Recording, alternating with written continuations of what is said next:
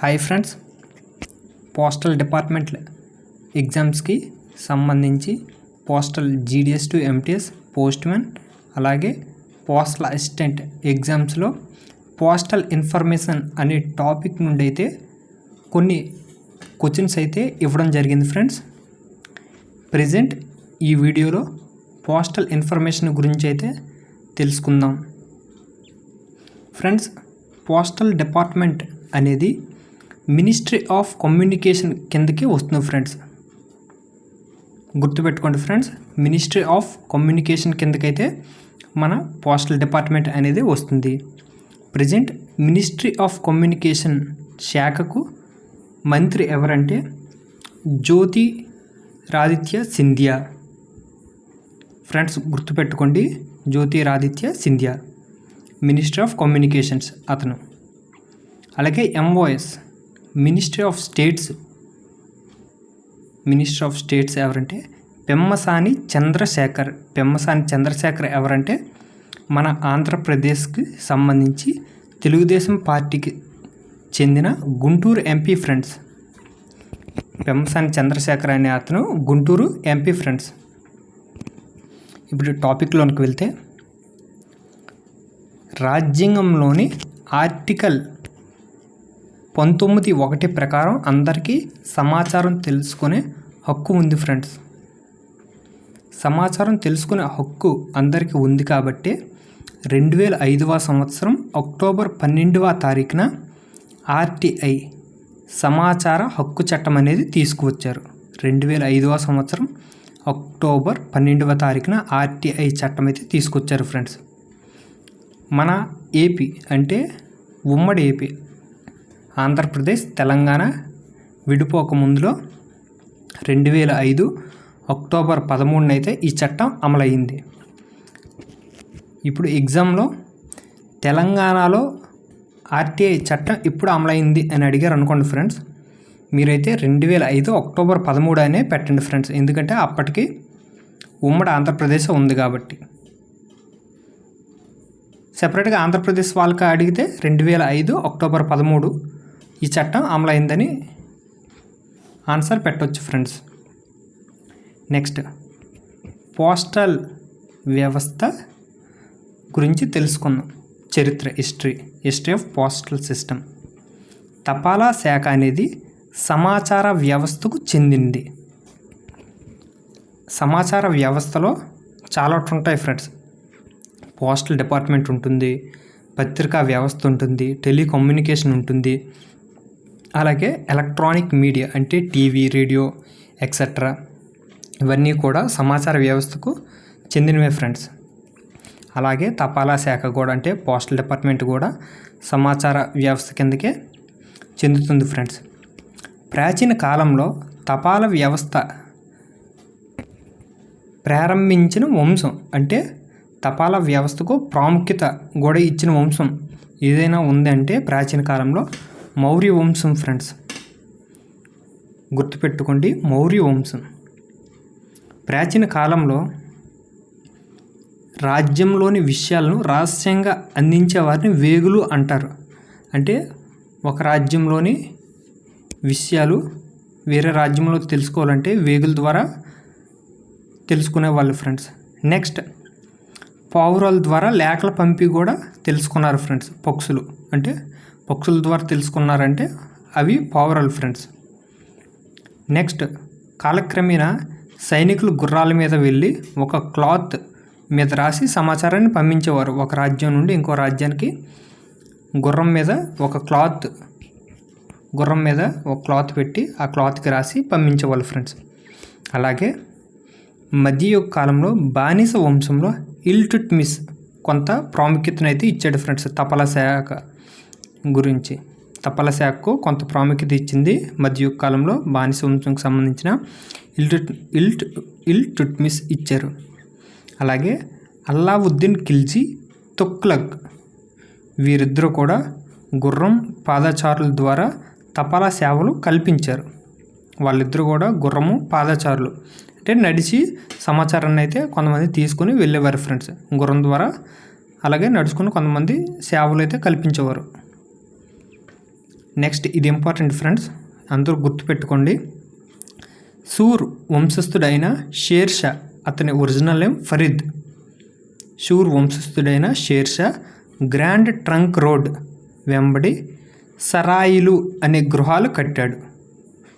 ఏం గృహాలు ఫ్రెండ్స్? సరాయిలు అనే గృహాలను అయితే కట్టాడు. ఆ గ్రాండ్ ట్రంక్ రోడ్ అనేది 2500 కిలోమీటర్లు పొడవు ఉంటుంది ఫ్రెండ్స్.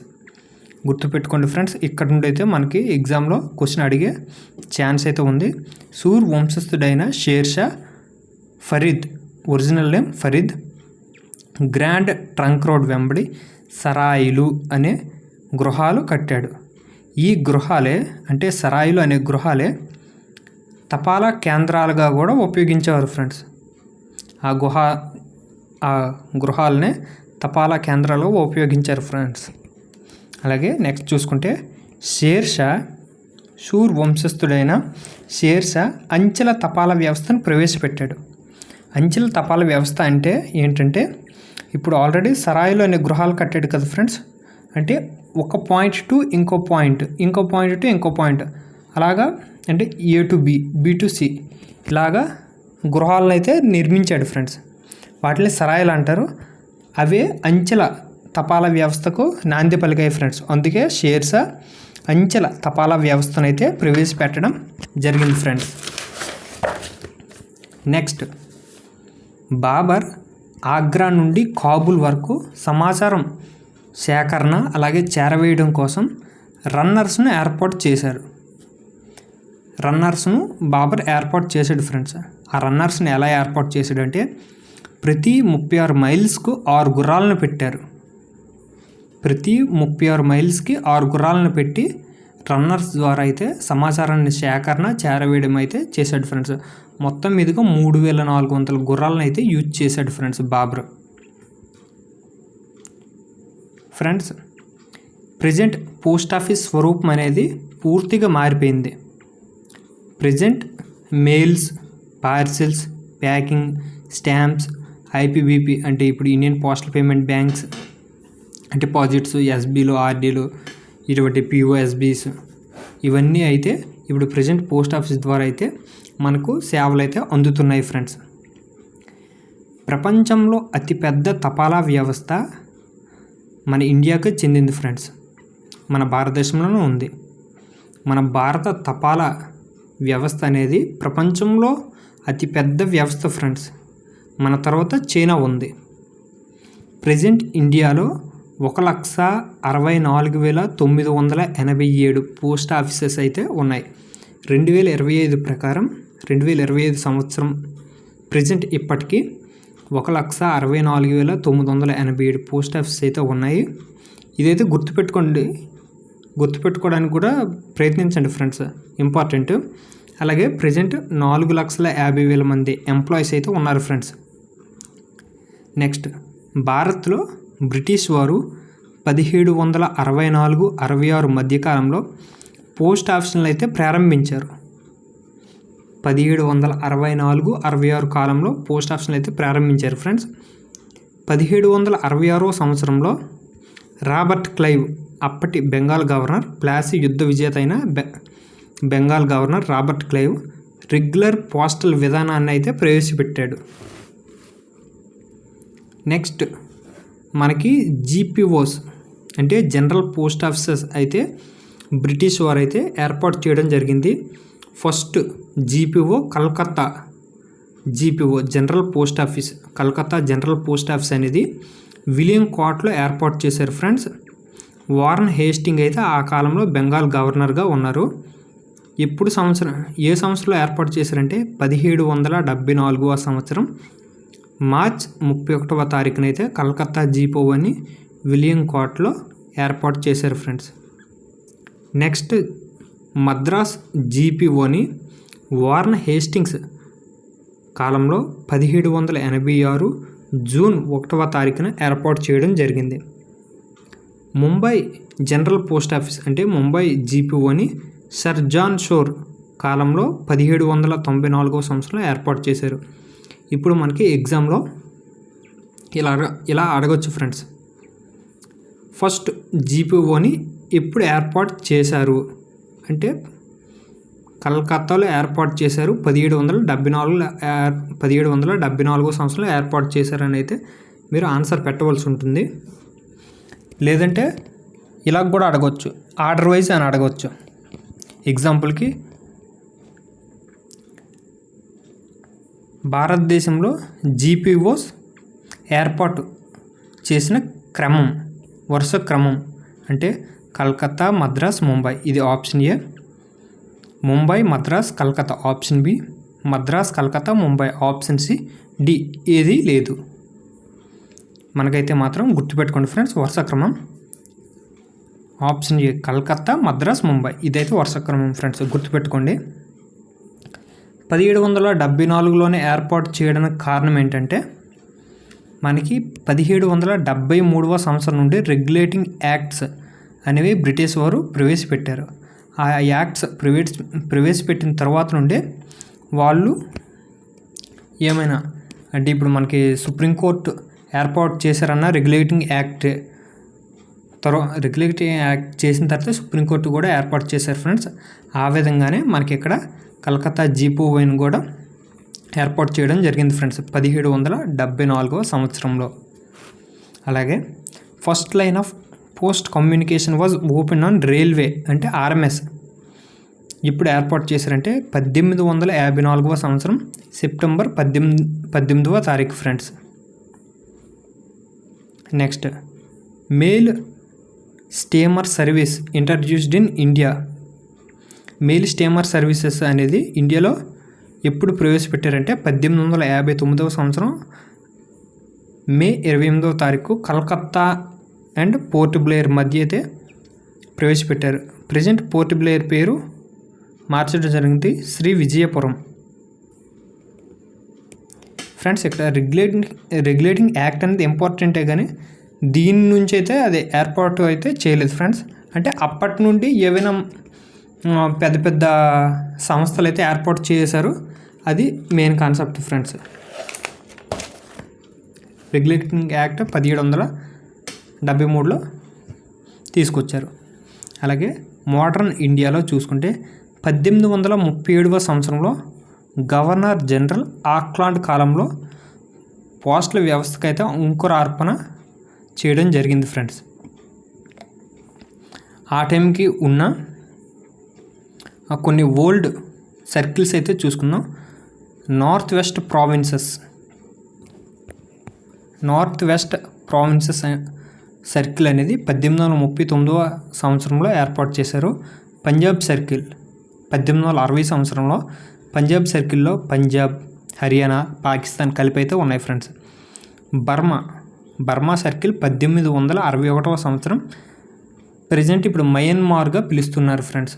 అంటే ఆ టైంకి ఇంకా ఇండియాలోనే కలిసి ఉంది బర్మా, అందుకనేది మనకి ఇప్పుడు ఓల్డ్ సర్కిల్స్లో బర్మా ఉంది friends. Central circle 1866, Sindhu circle 1869, Awadh circle 1870. Awadh అనేది యూపీలో ఉంది, ఉత్తరప్రదేశ్లో. రాజ్పుట్ సర్కిల్ అనేది 1871వ సంవత్సరంలో ఏర్పాటు చేశారు, రాజస్థాన్. అస్సాం సర్కిల్ 1873. బీహార్ సర్కిల్ 1877వ సంవత్సరంలో ఏర్పాటు చేశారు. ప్రజెంట్ బీహార్ సర్కిల్ అంటే అప్పట్లో బీహార్, జార్ఖండ్ అవన్నీ ఉండేవి ఫ్రెండ్స్. నెక్స్ట్ మనకి చాలా ఇంపార్టెంట్ అయిన టాపిక్, ఇక్కడ నుండి అయితే ఖచ్చితంగా ఒక బిట్ అయితే మనము ఎక్స్పెక్ట్ చేయొచ్చు. యూపీయూ అంటే యూనివర్సల్ పోస్టల్ యూనియన్. గుర్తుపెట్టుకోండి friends, abbreviation UPU, universal postal union. 1874వ సంవత్సరంలో ఏర్పాటు చేశారు. 1874 సంవత్సరంలో ఏర్పాటు చేశారంటే దానికి ముందుగా ఎవరో ఒకరు ప్రతిపాదిస్తారు కదా, ఆ ప్రతిపాదించిందే హెన్రిచ్ వాన్ స్టీఫెన్ అనే వ్యక్తి. అతను ఎవరంటే పిఎంజీ ఆఫ్ జర్మన్కి చెందిన పిఎంజీ అతను. హెన్రిచ్ వాన్ స్టీఫెన్ 1868లో యూపీయూని ప్రతిపాదించాడు. యూనివర్సల్ పోస్టల్ యూనియన్ యొక్క హెడ్ క్వార్టర్స్ వచ్చి స్విట్జర్లాండ్లోని బెర్స్. గుర్తుపెట్టుకోండి, హెడ్ క్వార్టర్స్ స్విట్జర్లాండ్లోని బెర్స్. ఏర్పాటు చేసిన సంవత్సరం ఇది డేట్తో సహా గుర్తుపెట్టుకోండి ఫ్రెండ్స్, చాలా ఇంపార్టెంట్. 1874వ సంవత్సరం అక్టోబర్ 9వ తారీఖు, అక్టోబర్ 9వ తారీఖున స్థాపించారు. ప్రజెంట్ మనం అక్టోబర్ 9వ తారీఖునే ప్రపంచ తపాలా దినోత్సవంగా జరుపుకుంటున్నాం. మీకు ఒక డౌట్ రావచ్చు, అక్టోబర్ 9వ తారీఖునే ప్రపంచ తపాలా దినోత్సవం ఎందుకు జరుపుకోవాలి అంటే 1969వ సంవత్సరంలో టోక్యోలో యూనివర్సల్ పోస్టల్ యూనియన్ కాంగ్రెస్ సమావేశం అనేది జరుగుతుంది ఫ్రెండ్స్. ఆ సమావేశం జరుగుతున్నప్పుడు మన ఇండియాకు చెందిన శ్రీ ఆనంద్ మోహన్ నరూల్ అనే వ్యక్తి ప్రతిపాదిస్తాడు ఫ్రెండ్స్, ప్రపంచ తపాలా దినోత్సవం అనేది అక్టోబర్ 9వ తారీఖున జరుపుకోవాలి అని. ఇక్కడ నుండి బిట్ అయితే ఎక్స్పెక్ట్ చేయొచ్చు ఫ్రెండ్స్. ప్రపంచ తపాలా దినోత్సవాన్ని జరుపుకోవాలని ఎవరు ప్రతిపాదించారు అంటే ఇండియాకు చెందిన శ్రీ ఆనంద్ మోహన్ నరూల్ అనే వ్యక్తి ప్రతిపాదించాడు. ఏ సమావేశంలో? టోక్యో సమావేశంలో. ఏ సంవత్సరం? 1969వ సంవత్సరంలో టోక్యోలో జరిగిన యూపీయూ కాంగ్రెస్ సమావేశంలో అయితే నిర్ణయించారు. యూపీయూ యొక్క మొదటి పేరు యూనివర్సల్ పోస్టల్ యూనియన్ పేరు రాకముందలైతే ఒక పేరు ఉండేది ఫ్రెండ్స్, అది జీపీయూ అంటే జనరల్ పోస్టల్ యూనియన్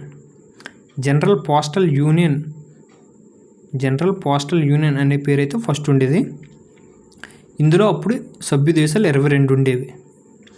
మన ఇండియా 1876వ సంవత్సరంలో యూపీయూలో అయితే చేరింది. యూనివర్సల్ పోస్టల్ యూనియన్లో 1876వ సంవత్సరంలో అయితే చేరడం జరిగింది.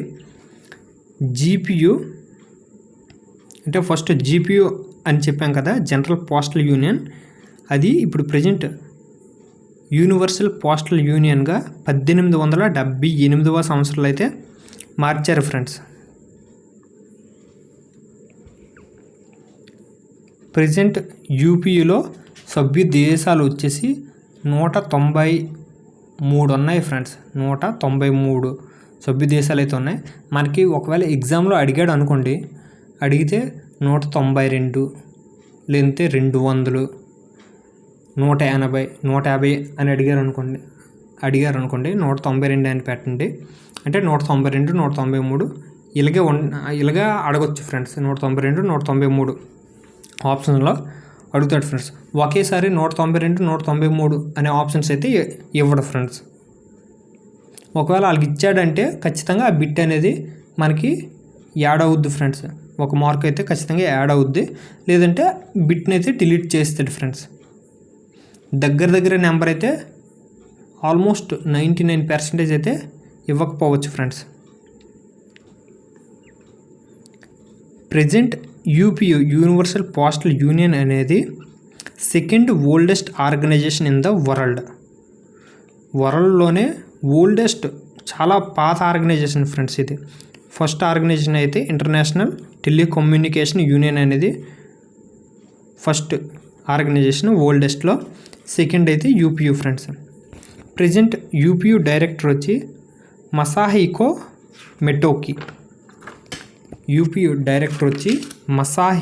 మెటోకి ఫ్రెండ్స్. అతను ఏ దేశానికి చెందినవాడు అంటే జపాన్ దేశానికి చెందినవాడు. యూనివర్సల్ పోస్టల్ యూనియన్ యూపీయూలో 4 బాడీస్ అయితే ఉంటాయి ఫ్రెండ్స్. 4 బాడీస్ ఏంటంటే Congress, the council of administration, the postal operation council POC, the international bureau. ఇప్పుడు కాంగ్రెస్ అనేది supreme authority of UPU universal postal యూనియన్లో అత్యుత్తమ బాడీ ఏదైనా ఉందంటే కాంగ్రెసే ఫ్రెండ్స్. ప్రతి 4 సంవత్సరాలకు ఒకసారి అయితే సమావేశం జరుగుతుంది. Next the council of administration అంటే ఇది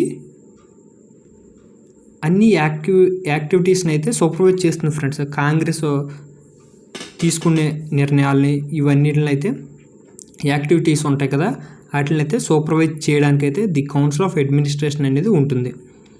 next the postal operation council, the postal operations council, third one. ఇది దేనికి యూజ్ అవుతుందంటే technical and operational mind of UPU. The postal operation council అనేది technical and operational mind of UPU, universal postal యూనియన్కి టెక్నికల్గా ఒక operational మైండ్గా use అవుతుంది friends. Next ఇది 48 మెంబర్స్ని అయితే కలిగి ఉంటుంది. ఆ 48 మెంబర్స్ 48 కంట్రీస్ నుండి అయితే ఉంటారు friends. The international bureau, IB, shortcut IB provides logistical technical support to the UPU bodies. ఇది లాజిస్టికల్ అలాగే technical support to the UPU bodies. IB technical support కూడా యూపీ బాడీస్కి ఇస్తుంది ఫ్రెండ్స్. మీకు కనుక వీడియో నచ్చినట్టయితే లైక్ చేయండి, షేర్ చేయండి, సబ్స్క్రైబ్ చేయండి. నెక్స్ట్ పార్ట్ 2 అయితే కంటిన్యూ చేస్తాను. అలాగే PO guide 1, PO guide 2, volume 5 ఇలా మనకి postal GDS to MTS, post man, PA departmental ఎగ్జామ్స్కి సంబంధించి ఏమేమి సిలబస్ ఉందో సిలబస్లో ఉన్న ప్రతి టాపిక్ అయితే కవర్ చేస్తాను ఫ్రెండ్స్. మీరైతే లైక్ చేయండి, షేర్ చేయండి, సబ్స్క్రైబ్ చేయండి, వీలైతే సపోర్ట్ చేయండి ఫ్రెండ్స్. Thank you.